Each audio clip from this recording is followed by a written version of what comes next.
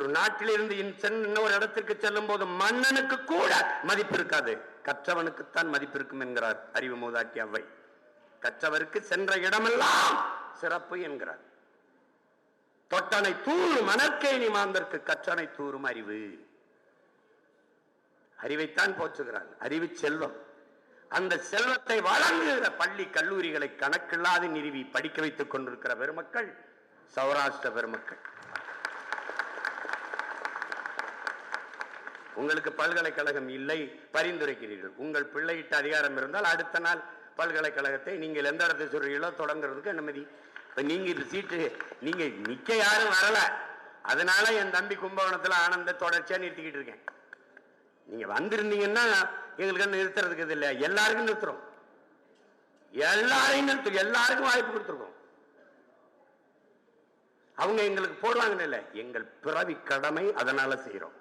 பெண்களுக்கு 117 இடம் கொடுப்பது பெண்கள் வாக்கெல்லாம் எங்களுக்கு பெண்கள் வாக்கெல்லாம் போட்டு விடுவார்கள் என்பதற்காக அல்ல, பிறவி கடமை. பெண்மையை போற்றாத எந்த நாடும் பெருமை அடைந்தது இல்லை, பெருமை அடைந்தது இல்லை.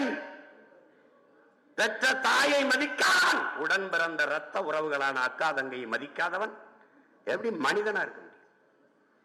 அதனாலதான் ஆணுக்கு பெண் சமம் என்பதில்லை, ஆணும் பெண்ணும் சமம். சமம் என நிகரென கொள்கின்றான், சம நிகரென கொள்கிறான் பாரதி. எங்கள் தலைவர் ஆணுக்கு பெண் சமம் இல்லை, ஆணும் பெண்ணும் சமம் என்று கற்பித்தார். அதனால 117 பெண்கள், 117 ஆண்கள். நாங்க தொடர்ச்சியா சரியாதான் செய்யறோம். என் மக்கள் நீங்க தான் சரியானதை செய்யாம எளிதானதை செய்றீங்க. கூட்டமா நிக்கிறவனுக்கு ஓட்டு போட்டா வென்றுவான்னு நினைக்கிறீங்க, கூட்டமா கூடி போய் திருடனா சரின்னு நினைக்கிறீங்க. 10 பேர் சேர்ந்து கொலை பண்ணா சரி, ஒருத்தன் ஒரு பம்பை கொலை பண்ணா தான் கொலைன்னு நினைக்கிறீங்க. பிரச்சனையே இங்க அதான் வருது. அப்ப நீங்க என்ன பண்ணணும்? சரியானதை தேர்வு செய்ய கற்றுக்கணும். முதல் அரசியல் விழிப்புணர்வு கொள்ளணும். என் தம்பி ஆனந்த் சொல்ல போல படித்த இளைஞர்கள் நீங்களே அரசியல் செய்ய வரவில்லைன்னா எப்படி நாளை எப்படி சரி பண்ணுவீங்க? அச்சம் எதற்கு? அரசியலை கற்பிக்காதது எப்படி கல்வியா இருக்க முடியும்?